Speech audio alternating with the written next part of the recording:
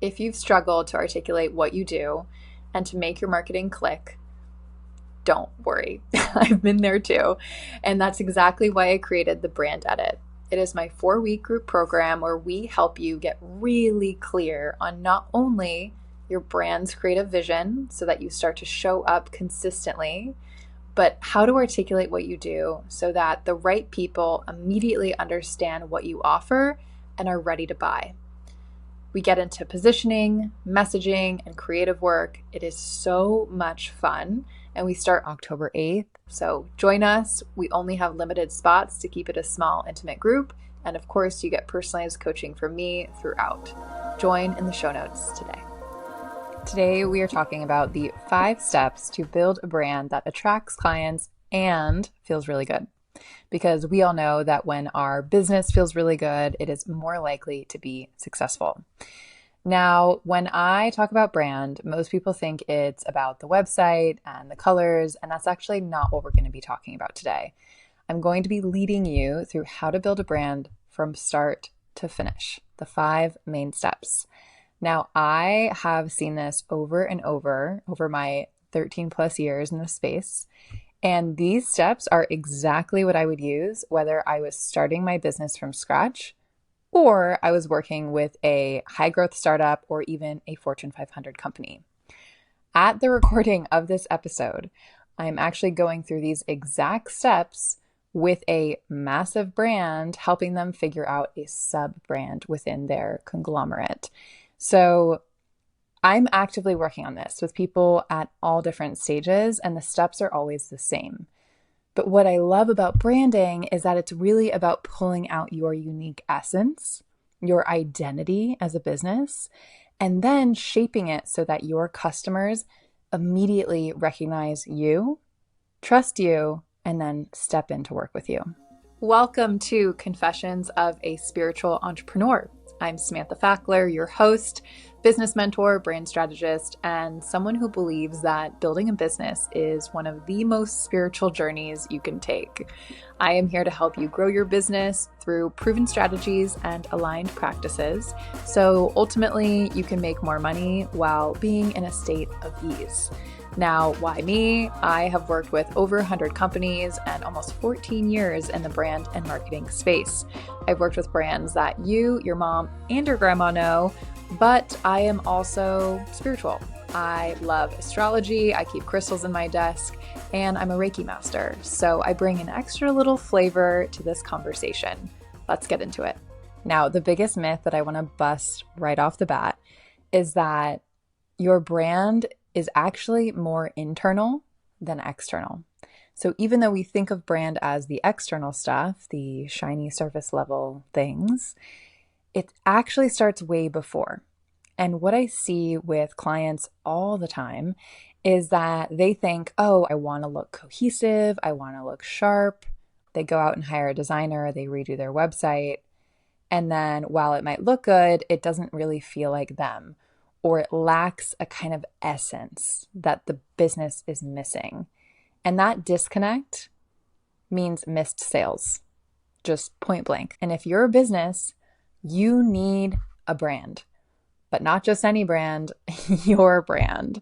You need to figure out what that is. And I truly have not seen brand broken down in this way anywhere else on the internet.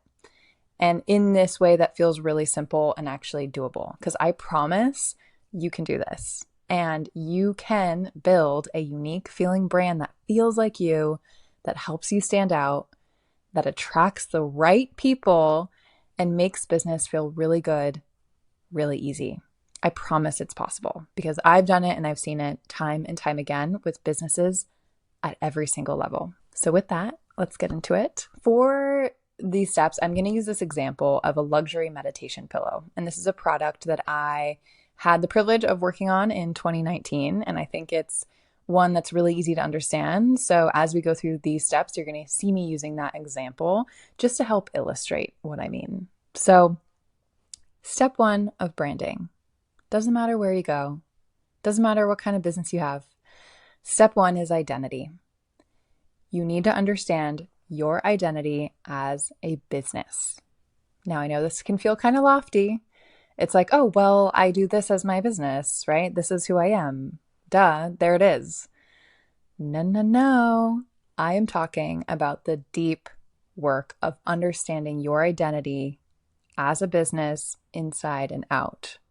What is your brand personality? What do you value?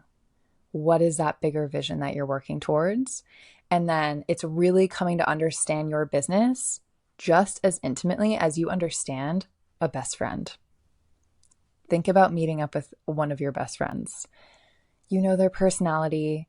Yes, you might have a feeling of what they might show up in terms of what they're wearing or how they're doing their hair or accessories. But when you think of your best friend, it's more than that. You think about their spice in certain conversations, or their sense of humor, or their fascination with certain subjects. Those are the things that make up identity. And yes, they change, they evolve, of course, but there is still that through line of who that person is. That's exactly what this first step is in branding. Who is that identity of the brand? Now, I do want to make one distinction here. It is not always you. It's not your personal identity. Usually there is a little bit of separation, and that's very important because even if we're the service provider or we're the face behind the brand, we cannot assume the entire identity of the brand also. We need a little bit of separation because that honestly is just healthy for our sense of identity and living as a human. It protects us as the human behind it, but it also gives your brand room to breathe, especially as you grow and scale, and especially as you build relationships with customers over time. Step 2 of building a brand that attracts clients and feels good is customer insights. Number 1, we're really focused on the internal, right? So using this luxury meditation pillow, for example, we would really understand with the founding team, what's the purpose of this pillow? And if this pillow was a person, what would it be like? Who would it sound like? Getting into the nitty-gritty things there. But part 2, customer insights, is understanding the other side of the equation. Because when you have a business, there are 2 sides. There's the business that's providing the thing. There's the customer that's receiving the thing, whether it's a product, a service, experience, whatever. So this second piece, a lot of people don't actually realize it's such a crucial part of branding. And in so many times in my marketing career, I spent so many hours just observing customers as they moved through a product or a service and understanding their buying decisions and asking questions around their decisions, not even just purchasing the thing, but how do they use it and how do they behave after? Same with the service. So this step 2 is doing anything you can really to understand the person on the other side. For the luxury meditation pillow example, we talk to people before even talking about the meditation pillow. We would ask them about their practice. What did they think about meditation? All these different types of market research questions. And we would video those things so we understood what was their body language, how did they react to different questions that they were being asked. And then we introduced the product. And I remember first we just introduced it and watched them and see how they interacted with the pillow. Did they know how to turn it on? What was their first impression? Then sometimes we would chime in and ask different questions to see what was happening and understand their internal experience as they interacted with the product. Now, this is just a little taste, and obviously this is a product, not a service, but I hope that you can glean insights here on how you might go about this either way. Now, as a service provider myself, I'm a coach, brand strategist. Hello. I like to have coffee dates with people in my ideal audience once or twice a month. And what those conversations are that I am just simply talking to them and seeing what's up in their world. I'm not trying to pitch them anything. I'm simply just getting to know them, asking questions. Sometimes there's a little bit of coaching because I want there to be a benefit for them. And typically they leave with an insight, which is great. And that's a nice exchange for their time. But because of that, then I get to know, oh, this is how they think about this. These are the types of situations coming up for this type of entrepreneur at this specific stage. So that is the way that I do market research. But of course, there's so many different ways of going about it. Without going too deep into it, I really just want to make the point here. Your target audience operates in a certain way. And the more you can understand that internal experience, the better you can shape your brand so that you know that it will connect. Because that ultimate connection comes in step 3, which is positioning. Your positioning is like an internal guide, and it is what sets the pace for the rest of your brand. You need to know your positioning before you ever go and hire a brand designer, website developer, even social media person. Like, you need to understand your unique positioning, because there are so many people that do what you do, but why are you different? Understanding this then determines your look and feel, your design decisions, your messaging decisions. It can affect your offers and how you name them. Your positioning also affects your pricing. Yes. If you position yourself in a certain way, all of a sudden you can justify different price points. But if you don't, then you can't justify those price points. That creates a disconnect. People don't buy. That's how powerful positioning is. And I really don't think people fully understand and grasp that. This obviously is built upon the first 2 steps. So that's why we're doing it in this order. And I cannot stress this enough, but the order of these steps is so important for getting it right. Because if you do these out of order, you're screwed. You have to start from the beginning at some point. And I see a lot of people hire a designer, or they go into building a website, but they don't have their positioning. And then they find themselves in a year, 2 years, and they realize they have to redo it all. It's like they have to go back to square one. So in order, you all, in order. For the luxury meditation pillow example, what this looks like, their positioning statement was a meditation cushion that breathes with you. Because this meditation cushion was not just luxury look and feel with the fabric, but it also had an app, and it had these little sensory things in it that could buzz to let you know, hey, you've made it 5 minutes, 10 minutes, etc.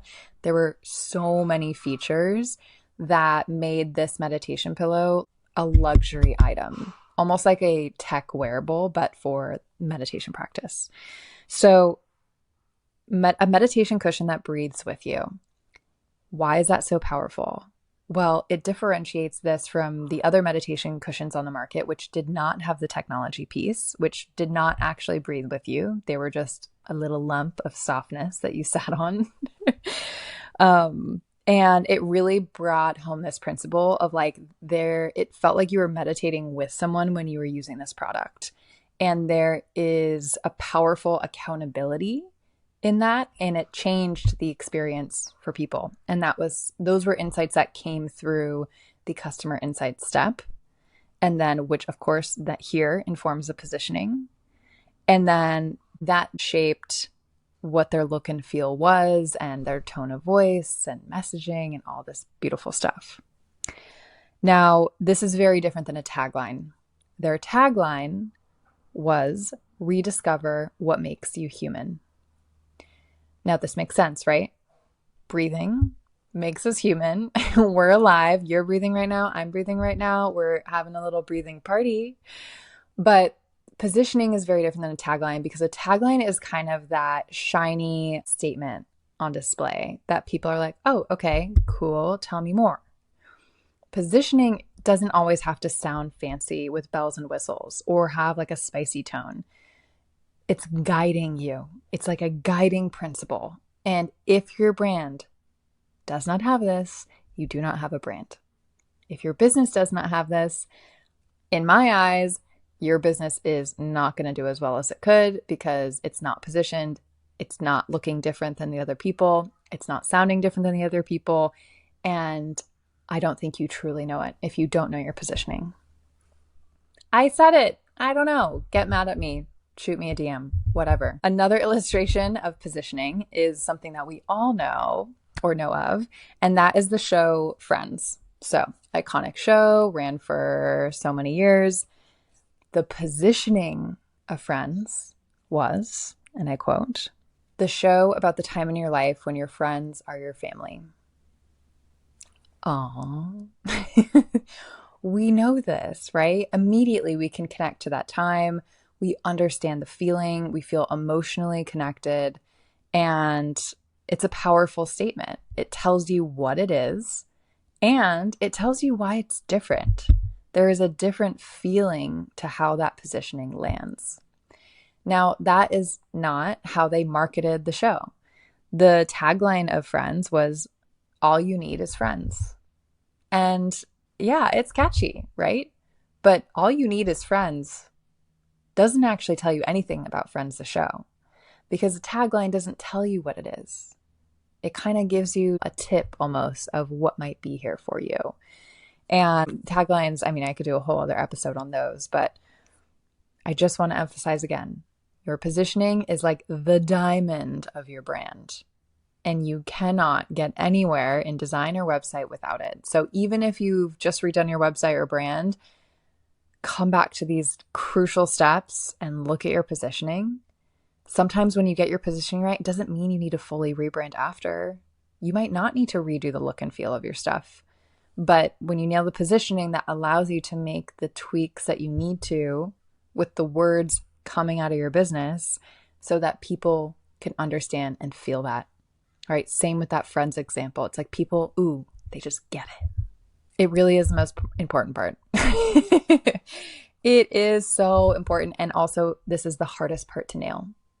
Positioning, when I've taught this in the past, it's like this is the part that people need more hands-on help with because it's so hard to crack on your own. I think part of this is because you need sounding boards and outside people in order to nail it.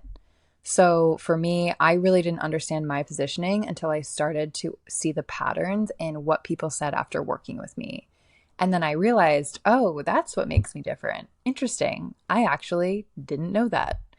I had an idea that feels like me, but sometimes you need that reflection in order to truly see it yourself. Positioning is the part that makes people feel something. Moving on. Once you have that piece, then step 4 is messaging. Your positioning determines, oh, this is actually the direction I should go with my bio. And this is how I should change the copy on my website. And not always, but sometimes you might want to change the names of your offers so that they fall in line with how the positioning is shaping your brand. It's so much easier to create content when you have that positioning piece because suddenly you know what makes you stand out. And then the content strategy piece, aka what you talk about and share, becomes really simple to understand. Oh, these are the different topics that we're going to talk about that the brand is going to share. And that also gives you room to evolve, right? Because over time you get to massage the way that you're talking about stuff based on what you learn. Messaging actually becomes, it's almost like this next domino. Like identity and customer are big. Positioning feels like that first domino you get to hit, and then boom, messaging tends to roll out really smoothly after and be much easier. This is also where more of your identity comes through again. So a lot of work in the first step comes back into play in the messaging piece because you're expanding, you're opening up channels for people to discover you and step into your world. And so messaging is definitely something we'll go deeper in the future too, but an essential part of branding. Why? Because branding is not just the look and feel, but it's also the sound. What words you use, how do you share things with people, what tone of voice, all of that comes through. Even how you share content. Are you known for reels? Are you known for a really in-depth email newsletter? Are you known for being anti-social, but showing up and speaking live at certain events, right? Every single brand is different, but you get to be known for what you really like to share and how you like to show up. So again, that's going to be adapted based on your positioning. The step 5, the end step here is design.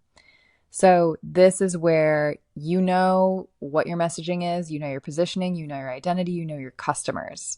This is where you start to play with your creative direction. How does this all come to life?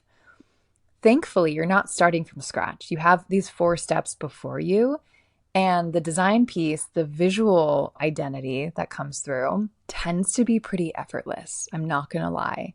I've seen this over and over with women entrepreneurs who don't know anything about brand and marketing. And after these initial steps, when they get to the creative direction part, they tend to have something in mind. I know one client who was like, I don't know, I know that my brand would be wearing this outfit. And I had this other client who's like, I just know that these colors are going to be involved. So usually through this process, we pick up these little details over time that show us, oh, this is where it needs to go. And this is how it's going to be separated. And I think a huge misconception that I really want to get through everyone's sweet little noggins out there. I wish I could reach through the screen and tap your sweet head and be like, remember this. But the way that your business looks on the outside, it does matter to a degree. If your stuff looks messy and if your posts are inconsistent and using different templates, that's going to break people's trust. And so you do want it to be cohesive. It doesn't necessarily need to be perfect. You don't need to have a template that you're using all the time for every single thing, but it needs to be consistent, and you need to make sure that you don't have little things like broken links or stuff on your website that looks like a second grader did it with blindfold on. It's getting it past a certain mark where, okay, this looks good enough and it's cohesive, and then you can show up consistently. And then you get to a certain level where it's like, okay, let's take this up a notch. And then that's when you typically invest in brand design, but you want to show up to that brand designer with a very clear vision so that they can take that and then bring their own magic to the project. If you do not bring these 4 steps and a visual direction, a vision that you're thinking to a designer, you're going to end up with something that you're going to redo eventually. And that sucks because we never want to waste that kind of time and energy. So a few do's and don'ts with this, with your visual direction, your design. It should be connected to your positioning, and it shouldn't look like anyone else. So while templates are great, if you follow this like old money aesthetic or even this clean aesthetic, you need to find your specific lane within that trend. But my guidance, my little tip would be don't adhere to the trends. If you're going to use a template of a clean brand from Canva, guess what? 1,000 other businesses are using that exact same one. And guess what? You might not think that your ideal audience has seen those other templates, but they have. And I see it all the time. I see people's templates and I'm like, oh, they got that from Canva. I just saw another one 5 minutes ago. So yes, you can use a template to start with, but make it your own. Okay? Make it your own. Make your visual direction your own so that that personality, that identity, that positioning comes through.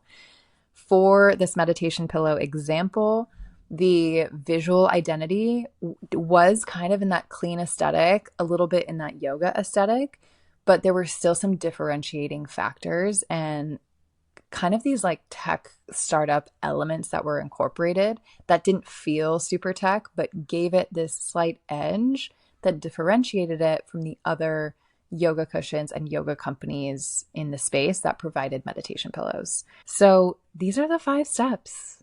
It's really that simple. It's just that the work inside these 5 steps can be really difficult to do on your own. We are going even deeper into this and going through these 5 steps together so that you're guided every step of the way by me and a group of peers starting October 8th. It is my signature program. It's called the Brand Edit. The last round was earlier this year and there were raving reviews. 100% of people had something that they were finally proud of, and all of them really lit up. So you don't have to do this alone. And I promise you, it's faster, it's more efficient, and it's a lot more fun and easy doing this when you're supported. I have guided people through this, again, countless times over my 13 years. I promise you, you can get to a point where you feel really proud of your brand. You have a system that makes your marketing really easy. You don't have to be second guessing the look and feel of something or how you should talk about something. All of this is designed to make your marketing easier and perform better. So the brand edit is starting October 8th. There will only be 10 spots. It's limited so that everyone gets attention. There are also office hours so that you have time to come and work through this stuff with me on the side. It will completely change the game for you. So the link is in the show notes to check that out. With that, thank you for listening. My name is Samantha Fackler, your host. You can find me on Instagram at samantha.fackler, and I cannot wait to chat with you again soon.